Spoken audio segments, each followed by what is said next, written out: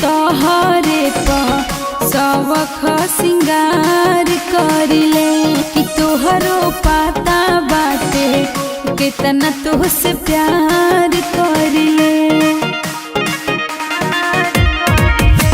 ए राजा जी तोहरे ला सबख सिंगार करिले कि तोहरा पता बाटे कितना तुझसे प्यार करिले।